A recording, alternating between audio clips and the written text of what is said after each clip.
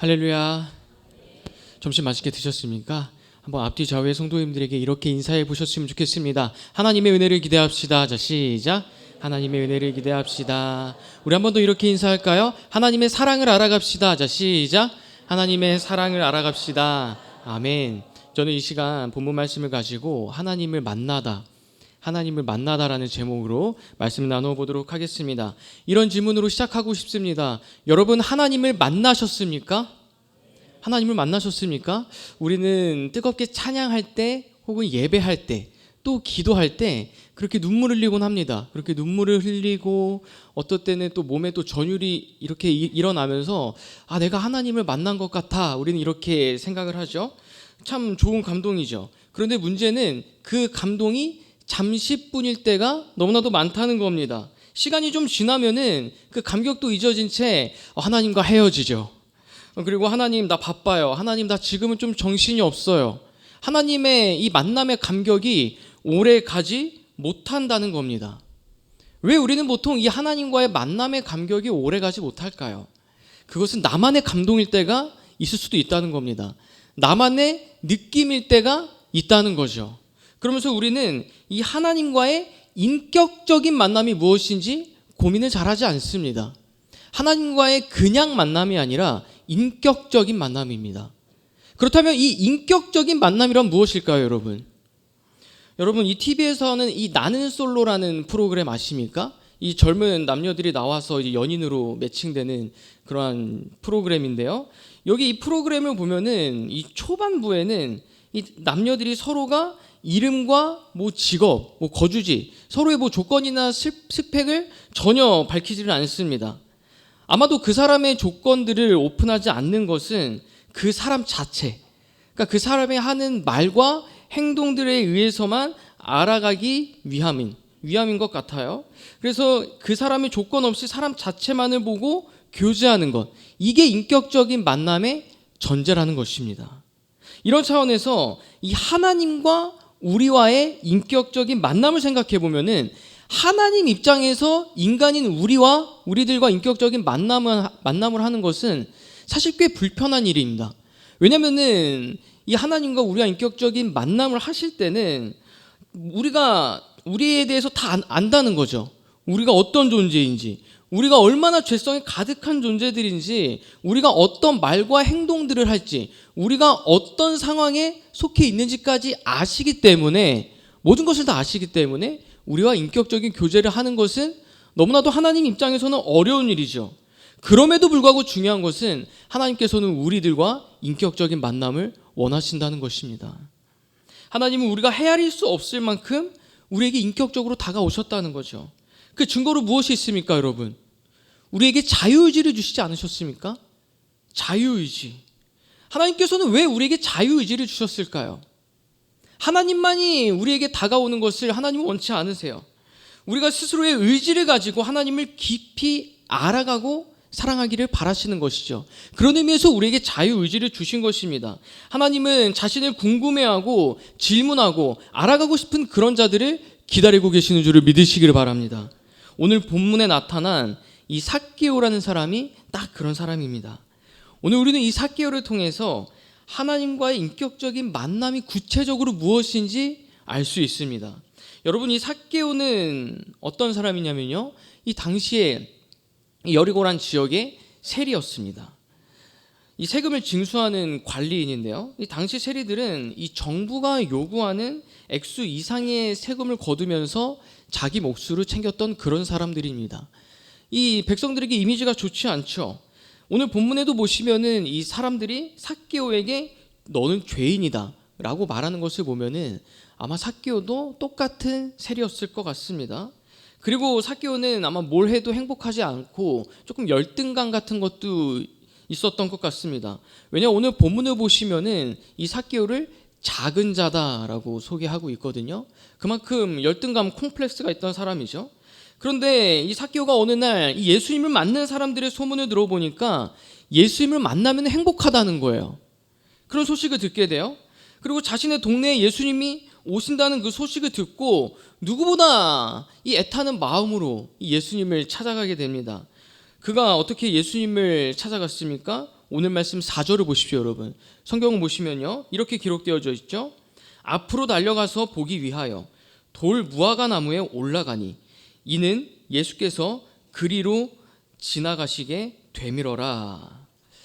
이 장면 여러분 다 아시지 않습니까? 이런 삭개오의 모습이 예수님께서 보시기에 얼마나 간절하게 보였을까요? 그러면서 예수께서 삭개오를 정확히 지목하시면서 말씀하십니다. 오늘 말씀 5절입니다. 이렇게 기록되어 있습니다. 예수께서 그곳에 이르사 쳐다보시고 이르시되 삭개오야 속히 내려오라. 내가 오늘 네 집에 유하여야 하겠다 하시니, 예수님께서 그를 지목하시고 부르셨습니다. 그리고 삭개오 너희 집에 들어가서 내가 시간을 보내겠다. 여러분, 예수님께서는 지금 삭개오가 어떤 사람인지 중요하지 않습니다. 그가 어떤 행동을 하고 다녔는지 판단하지 않습니다. 그냥 그 삭개오 사람 자체에 집중하시면서 그와 만나겠다고 그렇게 약속하셨습니다. 그리고 본문에 기록되어져 있지 않지만 예수님께서 삭개오와 얼마나 많은 이야기들을 주고받았겠습니까? 아마 삭개오와 예수님 인격적인 교제를 나누는 그런 시간이었을 것입니다. 여러분, 우리도 마찬가지입니다. 예수님을 만나야 예수님을 인격적으로 알아갈 수 있습니다. 믿으십니까? 그런데 삭개오는 예수님을 직접 본 사람입니다. 그런데 우리는 예수님을 직접 보았습니까, 여러분? 여기 있는 우리 모두는 예수님을 본 자가 아무도 없습니다. 지금은 아닙니다. 그럼 우리는 어떻게 그 예수님을, 우리 하나님을 직접 만날 수 있을까요? 하나님께서는 우리의 여러 상황과 형편들을 통해서 만나주시기도 하지만 하나님을 모르는 사람들은 사실 그조차도 잘 인지하지 못합니다. 그래서 하나님께서는 친절하게 우리를 만나주시는 방편을 허락해 주셨죠. 그게 무엇입니까, 여러분? 말씀, 성경입니다. 우리는 이 성경을 통해서 하나님을 만나고 직접적으로 교제할 수 있습니다. 아니, 성경은 그냥 책인데, 텍스트인데 어떻게 직접 만날 수 있습니까? 왜냐하면 성경은 살아계신 하나님의 말씀이기 때문인 줄 믿습니다. 성경은 살아계신 하나님의 말씀인 거예요. 디모데후서 3장 16절을 보십시오. 한번 이 말씀 다 함께 읽어보도록 할까요? 자, 시작. 모든 성경은 하나님의 감동으로 된 것으로 교훈과 책망과 바르게 함과 의로 교육하기에 유익하니. 여기서 우리가 주목할 표현이 있습니다. 모든 성경은 누구의 감동으로 되어 있다고 기록되어져 있죠, 여러분? 하나님의 감동입니다. 여러분, 여기서 이 하나님의 감동에서 이 감동을 원어로 풀이해 보니까 이런 겁니다. 하나님께서 숨을 내쉬었다. 하나님께서 성경에게 숨을 내쉬었다는 뜻인데, 여러분, 이 표현은 하나님께서 우리 사람을 만드실 때 코에 생기를 불어 넣으셨다, 이것과 같은 표현이거든요. 그러니까 하나님께서 이 성경에, 이 텍스트에 그냥 숨을 불어 넣으시면서 이 성경이 살아 숨쉬게 되면서 그것이 하나님의 살아계신 말씀이 된 것이죠. 그래서 우리는 말씀을 대면할 때에 생명 대 생명으로 마주할 수 있게 된 겁니다. 생명 대 생명으로 우리가 하나님과 직접 인격적인 만남이 가능하게 된 줄 믿으시길 바랍니다. 여러분, 이겁니다. 사랑하는 여러분, 우리는 이 성경을 매일매일 묵상해 나가야 하죠.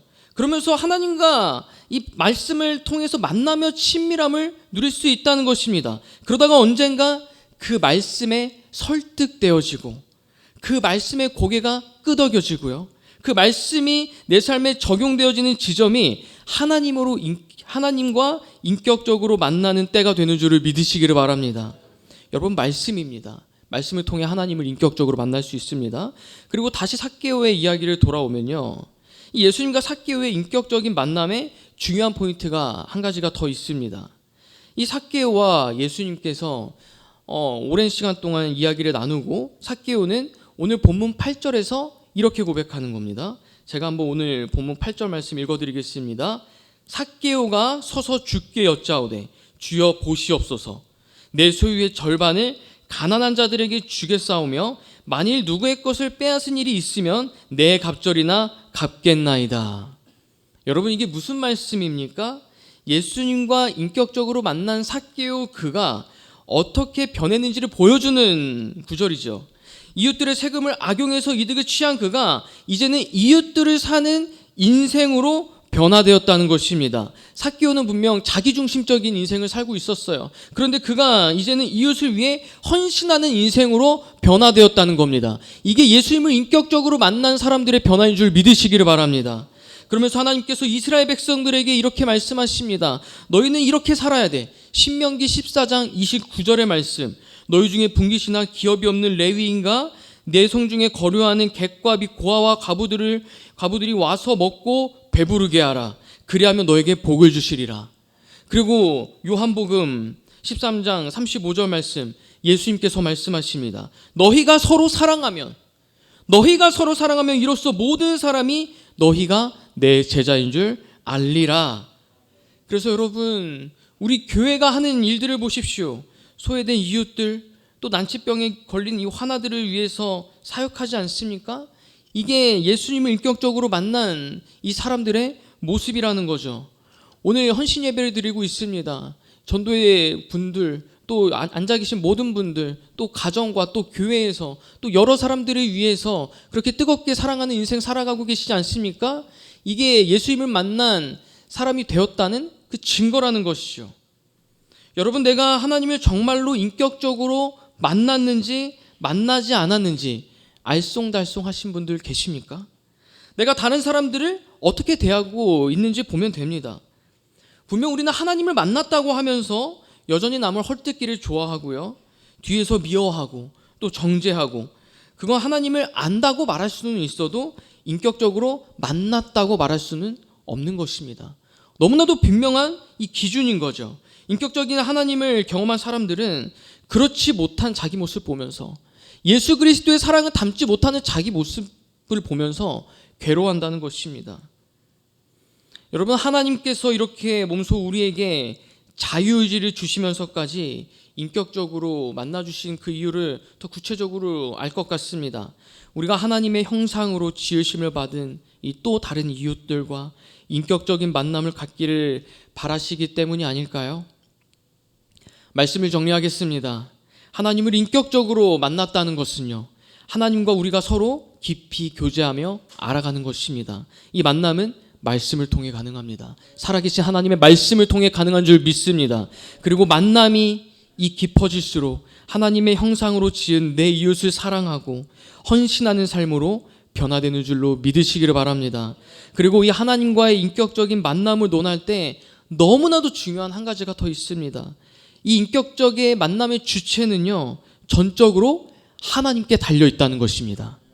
내가 하나님과 이 하나님의 말씀이 궁금해지고 하나님의 사람으로 변화되고 싶다는 그 갈망, 모두 하나님께서 우리를 인격적으로 설득하고 계시는 과정임을 기억하는 여러분들 되시기를 소망합니다. 그래서 우리 모두 하나님과 이 인격적인 만남을 통해서 매일매일 더욱 성숙한 그리스도인으로 살아가시기를 축복합니다. 기도하겠습니다.